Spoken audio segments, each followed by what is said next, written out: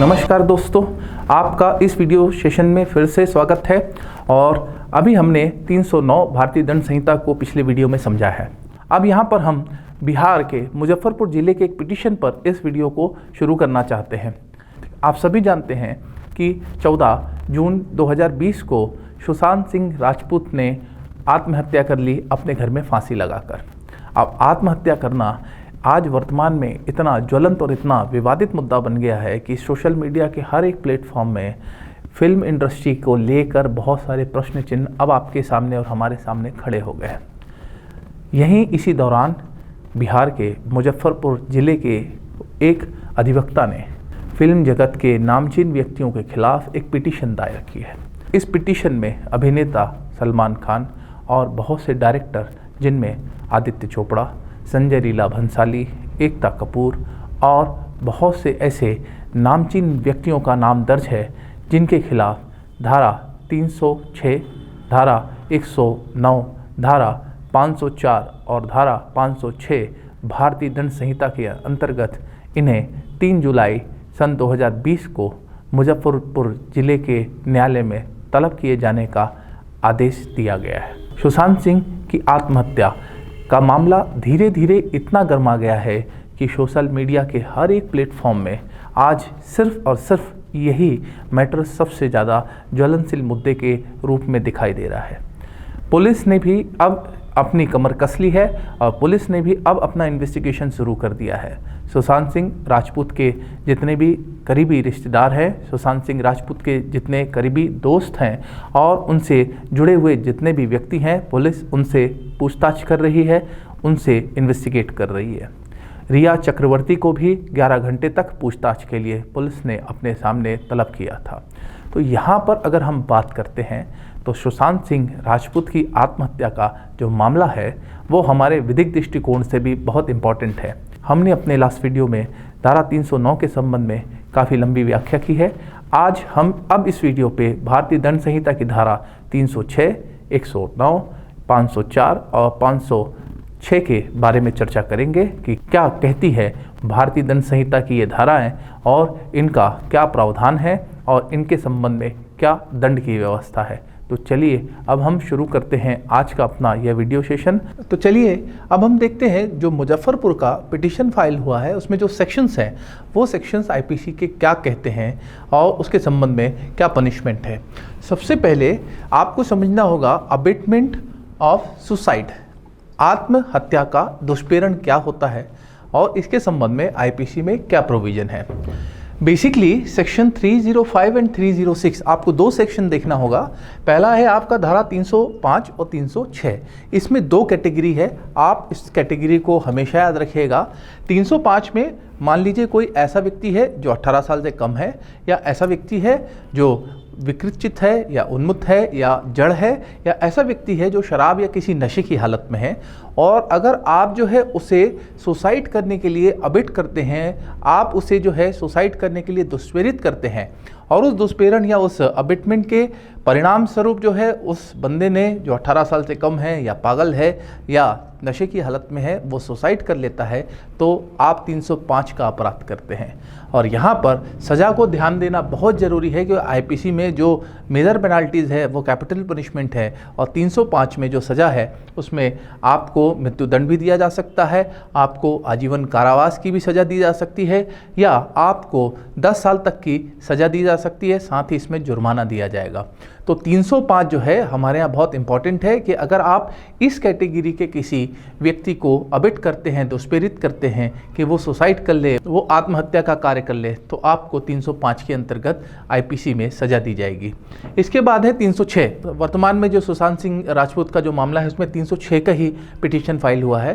306 है कि 305 में दिए गए व्यक्तियों को छोड़कर अपार्ट, ठीक है, अपार्ट फ्रॉम द सेक्शन 305, अगर आप अबिट करते हैं, दुष्प्रेरण करते हैं और दुष्प्रेरण के परिणाम स्वरूप मान लीजिए कोई व्यक्ति है और वो आत्महत्या कर लेता है, तो यहाँ पर जो है आपको 10 साल तक की सज़ा और आपको जुर्माना भी दिया जा सकता है। तो यहाँ पर पिटिशनर ने जो पहला सेक्शन कोट किया है वो 305 का है।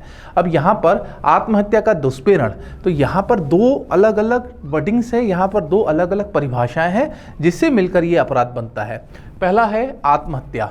आत्महत्या जिसको भी हमने समझा कि अपने आप को मारना या अपने आप को मृत कारित कर देना, अपने आप को अननेचुरल अप्राकृतिक रूप से अपने आप की हत्या करना, वो आत्महत्या कहलाता है। दूसरी इसमें जो परिभाषा है वो है अबेटमेंट, दुष्प्रेरण। अगर किसी व्यक्ति ने आत्महत्या की है और आप चाहते हैं कि उसे 305 या 306 के अंतर्गत सजा दी जाए, तो आपको ये भी साबित करना होगा कि उस व्यक्ति ने जो आत्महत्या की है वो किसी व्यक्ति के दुष्प्रेरण या किसी व्यक्ति के अबेटमेंट के कारण की है।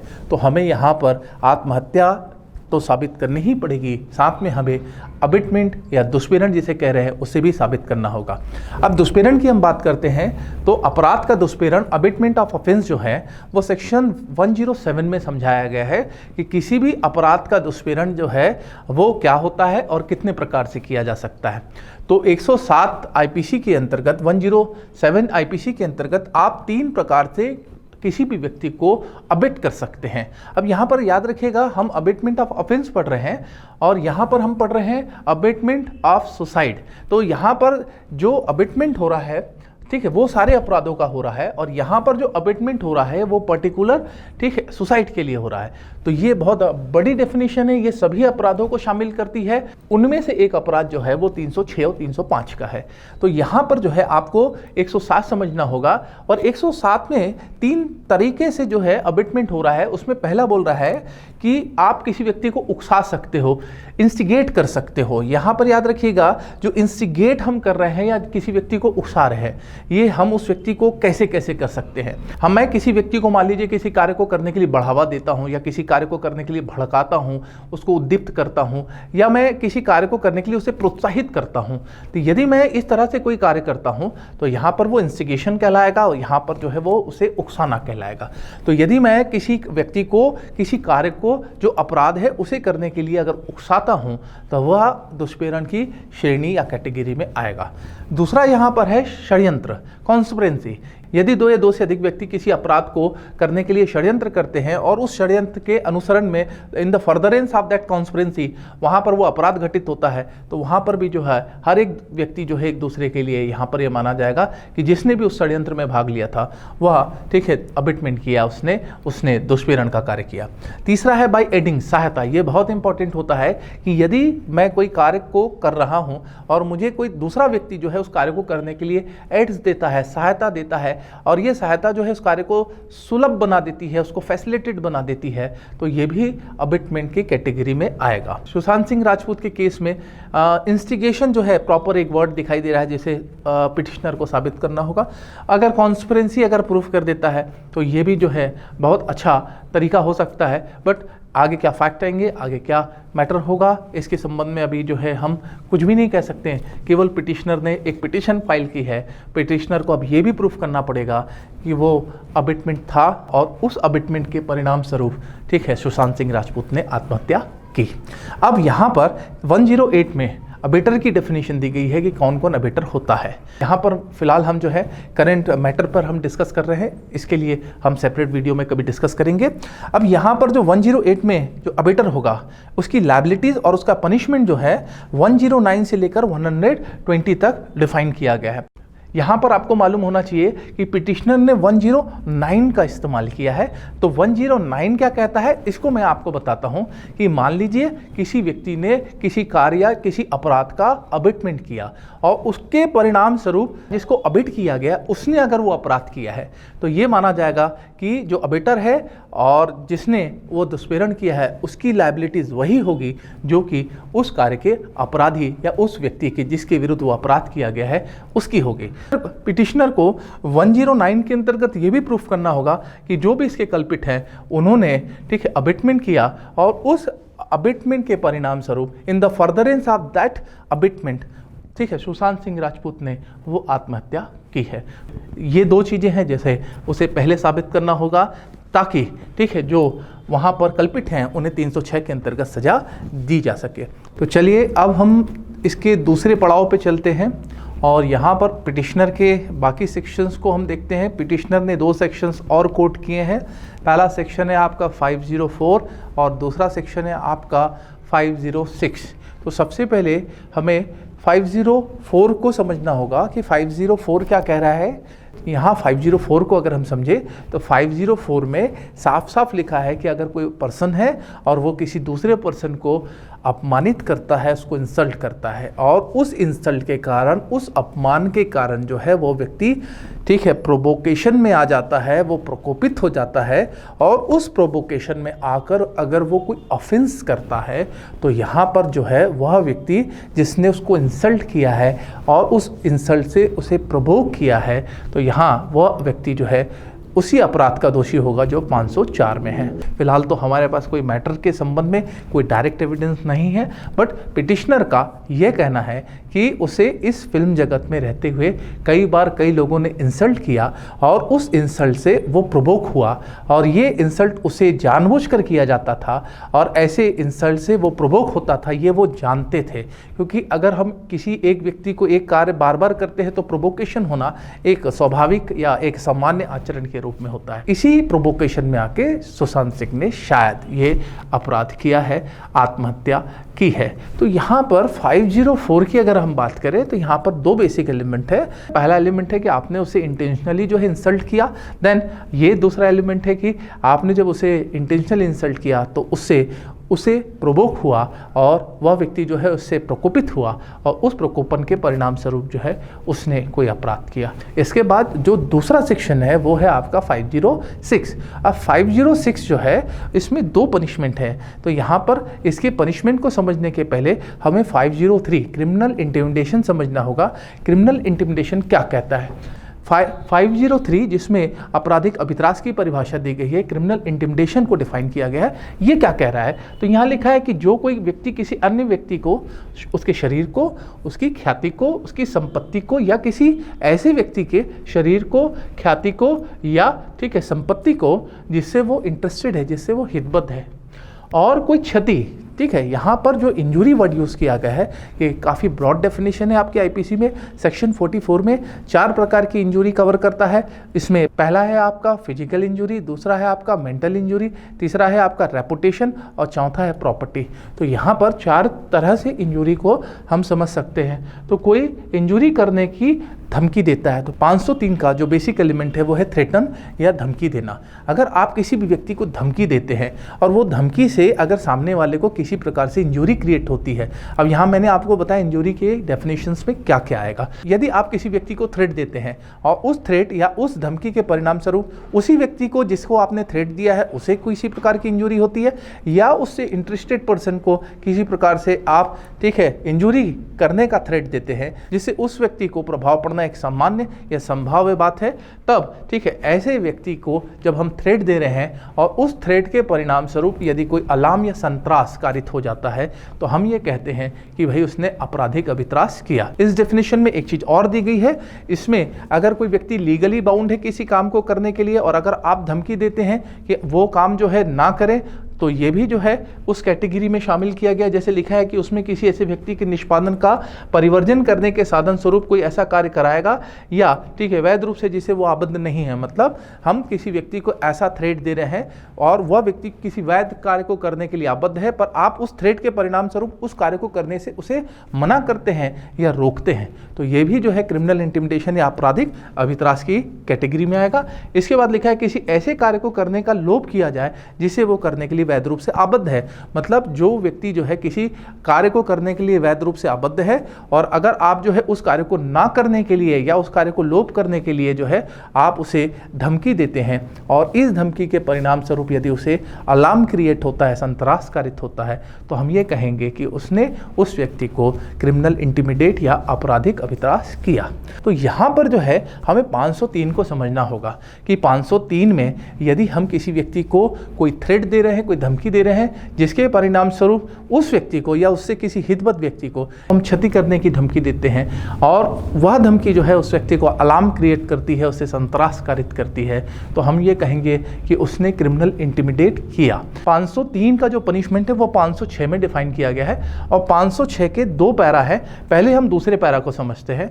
दूसरे पैरा में ये साफ साफ लिखा है कि यदि आपने कोई ऐसी धमकी किसी व्यक्ति की मृत्यु कारित करने की दी गई है, किसी व्यक्ति को घोरपति कारित करने के लिए दिया गया है, या आपने जो है कोई ऐसा कार्य करने की धमकी दी है जिसकी आपराधिक दंड की जो सज़ा है वो 7 साल तक की है, या फिर जो है किसी महिला के सतीत्व को लांछन लगाने की अगर कोई धमकी दी गई है, तो यदि इनमें से कोई भी आप कार्य करते हैं तो आपको 7 साल तक की सज़ा आपको 506 में मिलेगी।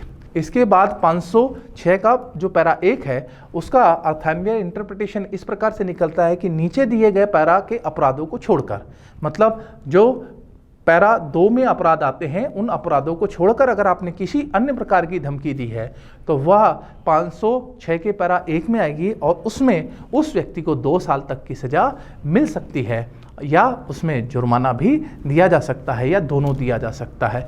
तो ये आपको समझना होगा कि यहाँ पर 503 में किस प्रकार से क्रिमिनल इंटिमिडेशन जो है सुशांत सिंह राजपूत के साथ किया गया है, फिर उसके संबंध में 506 की किस पैरा में उसे सज़ा मिल सकती है। सबसे पहले हमने ये समझना होगा कि सुशांत सिंह राजपूत के मामले में जितने भी एक्यूज पर्सन को वहाँ पर पिटीशन में रखा गया है उन्होंने किस प्रकार से 503 के अंतर्गत आपराधिक अभित्रास किया, क्रिमिनल इंटिमिडेशन किया और किस पैरा के अंतर्गत जो है उन्हें सज़ा मिलेगी। यहाँ पर जो मामला है वो 306 से जुड़ा हुआ है। अभी हमने 306 के पनिशमेंट को देखा है।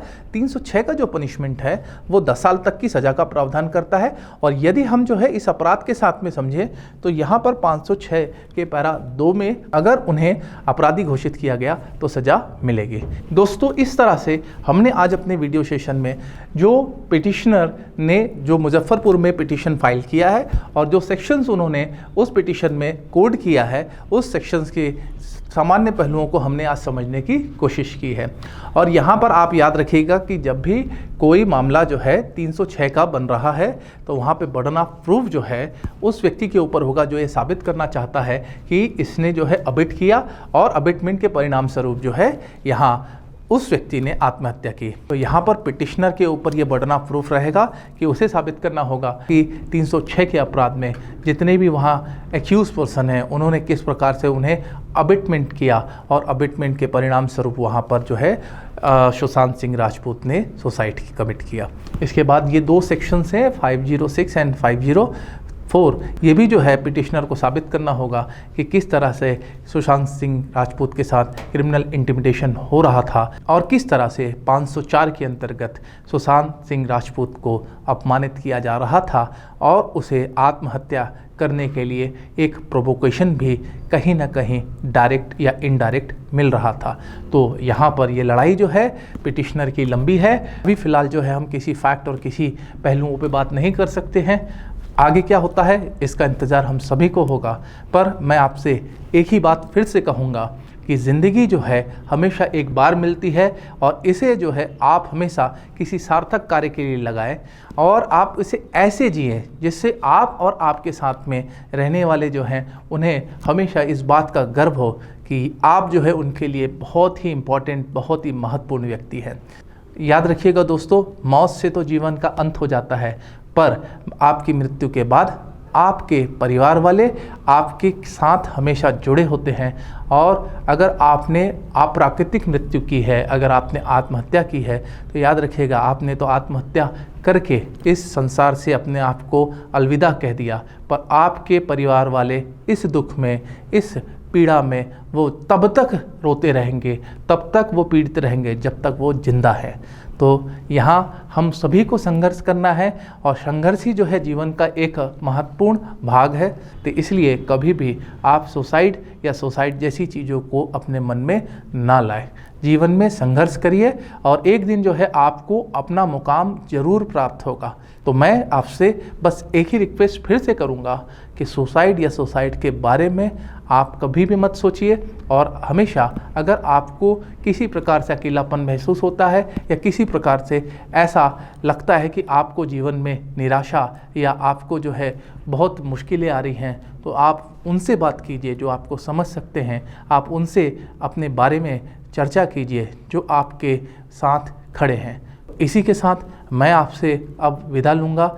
आज का हमारा वीडियो सेशन जो है यहीं समाप्त होता है। मैं मेंटर नितिन कुमार नामदेव अब आपसे इजाज़त चाहूँगा। जल्दी हम नए पहलुओं पर, नए विषयों पर हम फिर से मुलाकात करेंगे अपने इस वीडियो सेशन में। तब तक के लिए आप लोग स्वस्थ, सुरक्षित रहिए और मानसिक रूप से स्वस्थ रहने की आदत भी डालिए। धन्यवाद।